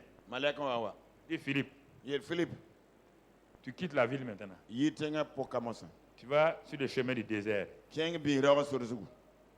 Au nom de Jésus, Satan. Il dit: je ne suis pas Satan. Non. Comment un homme va quitter un grand réveil comme ça? Voici ce qui bloque beaucoup de gens. Ta destinée est dans ce que Dieu va te dire, le Saint-Esprit. Si tu manques ce tournant-là, tu vas dans le vide. Au moment où tu crois que tout est bien, fais attention à la voix du Saint-Esprit. Écoutez-moi. Au moment où il y a des succès, c'est en ce moment que les hommes de Dieu perdent. Écoutez, hein? Parce que vous n'écoutez plus la voix du Saint-Esprit. Vous écoutez la voix de vos admirateurs et admiratrices. Des gens qui vous applaudissent. Des gens qui disent: on n'a pas vu une femme comme toi. C'est ça l'erreur. Mais Philippe, quand l'ange a parlé, il sort. Philippe n'a pas dit à Pierre, il n'a pas dit à Jean. Il y a des choses qu'on ne dit pas à quelqu'un. Quand Dieu t'a parlé, tu es sûr que c'est lui, tu t'en vas d'abord. Plus tard, tu vas voir ce qui va se passer. Il s'en va sur le chemin du désert. Il ne sait pas qu'est-ce qu'il fait ici. Sur le chemin du désert, il n'y a que des chars. Des chars qui passent. Les voyageurs sont en train de rentrer chez eux. Il se pose la question que je fais ici. Pourquoi suis-je ici? Est-ce que j'ai bien entendu la voix de Dieu? Est-ce que c'est le Saint et Dieu m'a parlé? Est-ce que ce n'est pas un démon? au moment où il pense à ça, il voit quoi? Il entend maintenant la voix même du Saint-Esprit. Il dit, approche-toi de ce char. Comme tu as accepté de venir dans le chemin du désert, le Saint-Esprit maintenant va te révéler quelque chose. Il dit, voici pourquoi je t'ai amené en Samarie. Maintenant, Samarie était ta première étape. Deuxième étape, c'est le désert. Il est parti, il a parlé au ministre éthiopien qui lisait Ésaïe 53. Il l'a amené à Christ. Quand il l'a amené à Christ, il sort de l'eau. Il dit à Dieu, comment je vais faire pour retourner? Dieu dit, tu ne retournes pas dans le lieu de ton succès. Le danger, tu retournes dans le lieu de ton succès, tu vas perdre parce que tu vas croire que tu dois faire les mêmes choses pour avoir le même succès. Et c'est ça que les gens ne comprennent pas. Ils veulent retourner là où ils ont tout le temps réussi. C'était un succès temporaire. La prochaine étape, c'est quoi? Dieu l'enlève d'un seul coup. Quel privilège. Dieu envoie son avion spécial. Il enlève Philippe. Il l'amène à Azote. Il l'amène à Azote. C'est ça. Quand tu commences à obéir au Saint-Esprit, tu fais des miracles. Maintenant, ta vie personnelle. C'est ce qu'on a lu hier avec le témoignage de Béni In. Il y a eu beaucoup de miracles. Mais sa vie personnelle, il n'obéissait pas. Et ici, Philippe a fait des miracles. Quand le Saint-Esprit dit, laisse tomber les foules, laisse tomber les gloires, va dans le désert, il va là-bas. Le Saint-Esprit dit, viens. Et maintenant, quand il a fait, première récompense, le Saint-Esprit l'enlève. Il l'amène à Azote, pas à Samarie. Ne retourne pas dans là où tu as eu du succès hier. Ça peut être une prison pour toi. Ne retourne pas avec les mêmes techniques que tu as utilisées hier. Si hier, mon frère, c'est en parlant que les gens sont convertis, ne pars pas parler seulement. Si hier, tu as balancé ta main, les gens ont été guéris, ne continue pas à balancer ta main. Il y avait un vieux prédicateur aux États-Unis. Quand il prêchait, il avait une onction. Quand à un moment donné, le vieux la faisait comme ça. Il met sa main comme ça. Il met sa main comme ça. Et la puissance de Dieu descendait. Tous les jeunes prédicateurs, quand ils ont commencé à prêcher, quand ils aussi prêchent, arrivé à un moment donné, et tous ils font comme ça. Ils font comme ça. On dit, hey, il y a l'onction du vieux. Un jour, on dit au vieux, il y a quelqu'un qui a demandé au vieux là-haut, pourquoi tu mets ta main comme ça? Et il dit non, vous ne comprenez pas. Il y a des moments quand je prêche là, je n'entends plus la voix des gens. Pour entendre la voix des gens, je mets ma main comme ça. Nous, on croyait que c'était l'onction. On croyait que c'était l'onction. Ce n'est pas l'onction. Attention, ne copiez pas les choses. Je vous assure, si j'avais mal au pied gauche là, j'ai mal au pied gauche là, et je viens ici, je fais comme ça. Puis je fais comme ça. Puis quelqu'un tombe. On dit, le pasteur Carabri a l'onction dans le pied gauche. Tous les jeunes là vont aller maintenant. Quand ils vont aller.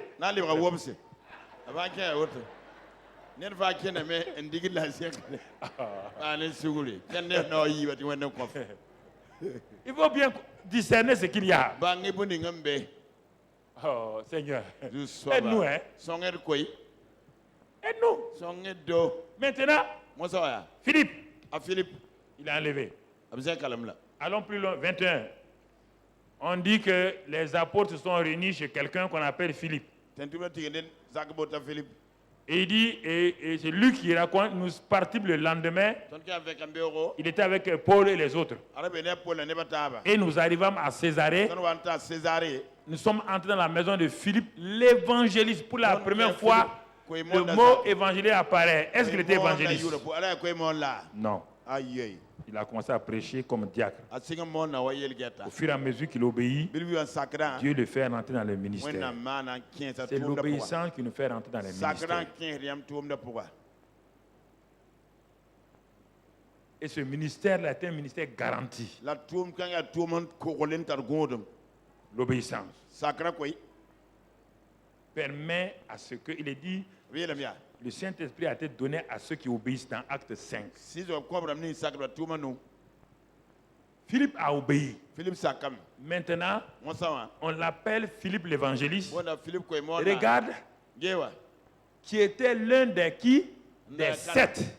Pour que tu ne te trompes pas que c'était notre Philippe, on te dit qu'il était parmi les 7 diacres. Ah bon? C'est un diacre qui est devenu comme ça? Oui, un bon diacre. Pas un diacre qui maltraite les pasteurs. Pas un diacre qui fait, du moins, c'est affecter les pasteurs. Il ne sera jamais comme ça. Pas un diacre méchant contre les pasteurs, qui insulte ses pasteurs. Non. Philippe, on l'appelle l'évangéliste. Il n'était pas marié. On voit qu'il est marié. Regardez la suite du verset. Il avait 4 filles vierges qui prophétisaient.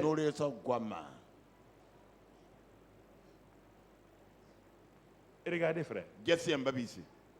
2 personnes. Étienne. Philippe. 2 diacres. Regardez comment ils sont montés. L'autre a fini son ministère vite. Il a passé le témoin à Saul de Tarse, qui va continuer et qui va monter. C'est-à-dire, si Étienne était resté, il allait monter très haut comme Saul. Et Philippe, regardez comment lui il est parti. Point par point. On ne parle pas d'onction, on parle du Saint-Esprit.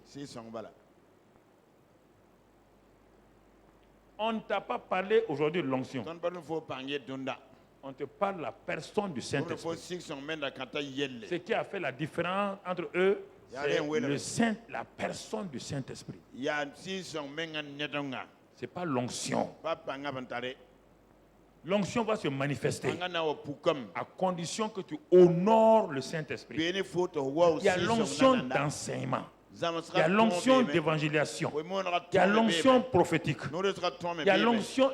Chaque homme a son onction. On ne peut pas comparer les onctions. Non. Il ne faut pas tomber dans l'erreur.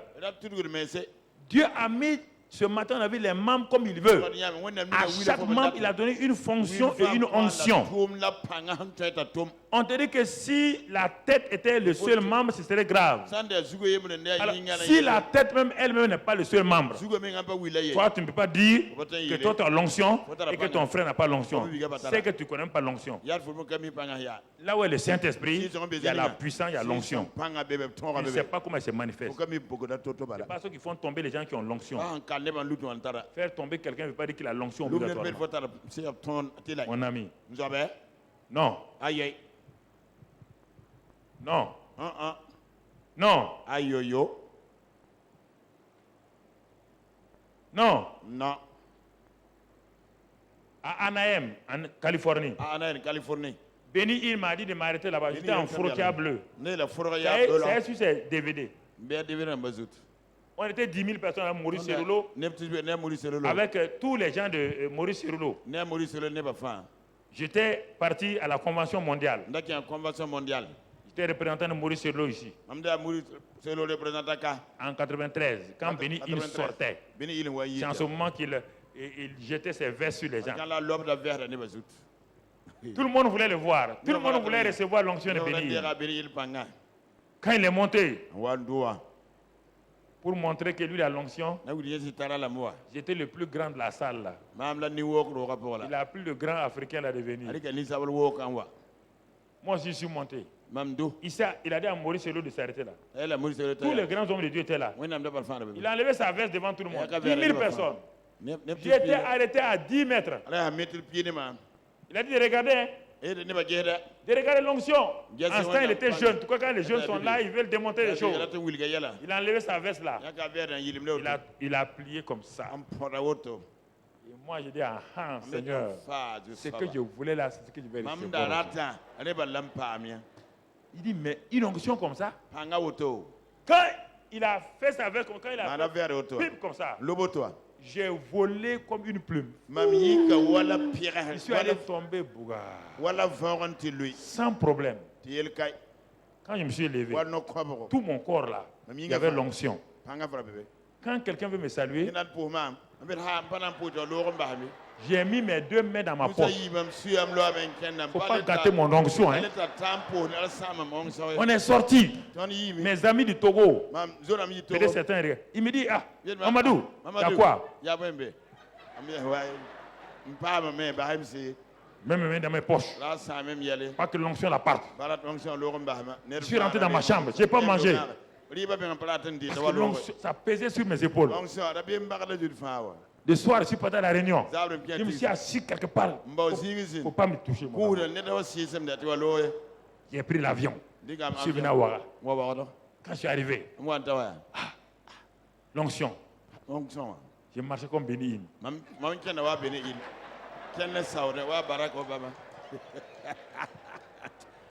Ah! Quand on est chrétien charnel, c'est dangereux. Ah! Mon frère, 10 jours plus tard, tout est parti. Ah!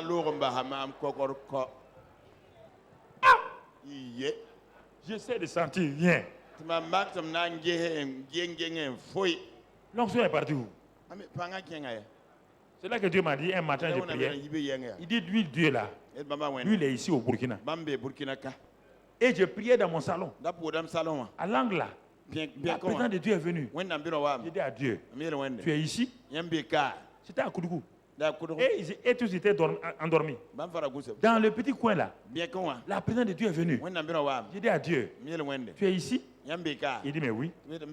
J'ai perdu de l'argent. J'ai fait le tour du monde. J'ai pris l'avion, allé chercher l'onction. Et tu es ici. Il dit, mais qui a créé le Burkina Faso? C'est moi. Je suis ici. Ah. Je voulais que tout mon argent revienne, mais c'est trop tard.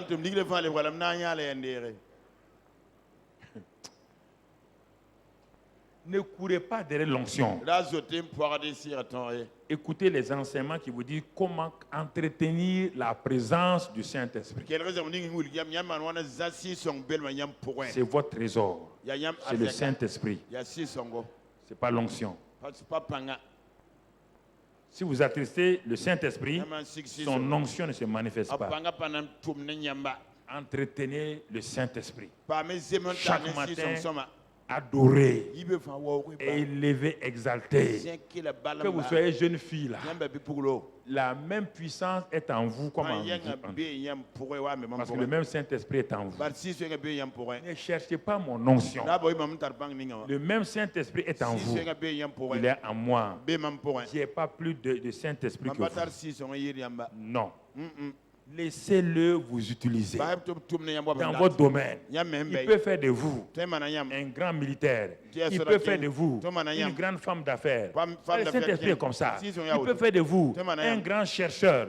Il peut faire de vous un grand commerçant. Il peut faire de vous un ministre. Mais il fait de chacun selon ce qu'il veut faire de vous. Il peut faire de vous un médecin. Quand vous prenez les malades, tout le monde va venir vous voir. Parce que la sagesse est là. Mais quand vous levez le matin, vous ne confiez pas votre vie au Saint-Esprit. Vous ne remettez pas votre situation au Saint-Esprit. Vous vous dites que Dieu n'a qu'à faire. Mais est-ce que tu es plus intelligent que Dieu? Vous me dites à Dieu, qu'est-ce que tu as prévu dans ma vie aujourd'hui? Accomplis ta volonté dans ma vie. C'est que tu penses que c'est bon là.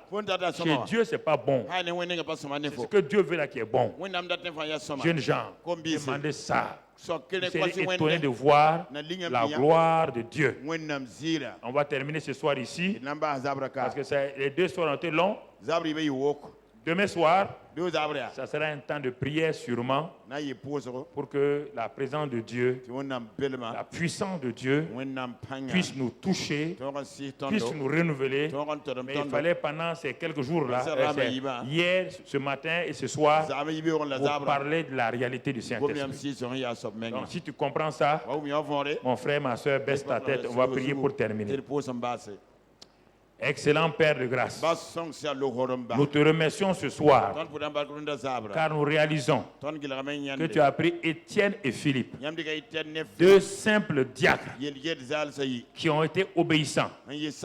Tu as fait d'eux vraiment des instruments bénis. Mais Seigneur, nous avons méprisé souvent ce que nous sommes. Nous avons toujours cherché à être comme les autres. Nous avons convoité les dons des autres. Alors que le même Saint-Esprit est en nous. Père, donne-nous ce soir vraiment de nous repentir, de reconnaître que nous n'avons pas vraiment honoré le Saint-Esprit, que nous n'avons pas élevé le Saint-Esprit, que nous l'avons blessé, nous l'avons attristé. Donne-nous ce soir maintenant à quiconque est en contact avec nous, à travers la télévision, à travers tout. Seigneur, donne-nous de réaliser l'amour de Dieu et que cette nuit et demain matin, nous comprenons ce qu'est le Saint-Esprit, ce qu'il est venu faire en nous. Et parce qu'il vit en nous, nous sommes importants. C'est pourquoi il est venu vivre en nous. Il est en nous, que nous le sentons ou pas. Il est en nous. Nous devons l'accepter par la foi. Fille de Dieu, accepte cela. Le Saint-Esprit en toi, c'est pourquoi tu es chrétienne. Le Saint-Esprit en toi. Maintenant, il va te donner sa puissance. Il est en toi d'abord. Remercie de ce qu'il est en toi. N'essaie pas de sentir. Crois simplement qu'il est en toi. Parce que quand tu as reçu Jésus, c'est le Saint-Esprit qui amène la présence de Jésus. Jésus ne vient pas par lui-même. Crois ça. Et toi qui n'as pas encore accepté Jésus, Dieu te donne l'occasion ce soir. Si tu es parmi nous, tu n'as pas encore rencontré ce Jésus-là, Dieu te donne l'occasion ce soir. Là où tu es, lève ta main maintenant. Que tu sois dans la salle, à l'extérieur, tu sois à la télévision ou à Internet. Lève ta main. Et pour recevoir ce Jésus, c'est l'occasion que Dieu te donne ce soir. Je te donne ce soir cette occasion. Toi qui as levé la main, dis avec moi cette prière. Dis, Seigneur Jésus, ce soir, je sais que tu es le sauveur du monde. Qu'en tant qu'agneau de Dieu, tu as été livré pour moi. Tu as été sacrifié pour mes offenses. Tu as pris tous mes péchés sur toi et par ta grâce, tu m'as pardonné. Mes péchés sont remis par ton sang précieux. Tu m'as lavé. Je crois ce soir que par le Saint-Esprit, je suis né de nouveau. Et je confesse par ma bouche que tu es Seigneur de ma vie. Maintenant, tu règnes dans mon cœur. À partir de maintenant, le Saint-Esprit est en moi. Je suis un enfant de Dieu. Je suis né dans le royaume de Dieu. Merci Seigneur, parce que je suis sauvé. Je suis né de nouveau. Je suis une nouvelle création. Mon nom est inscrit dans le livre de vie de l'agneau. Merci Seigneur pour cette grâce-là. Au nom de Jésus. Merci Père. Dans le nom de Jésus. Amen. Acclamez ses frères et sœurs.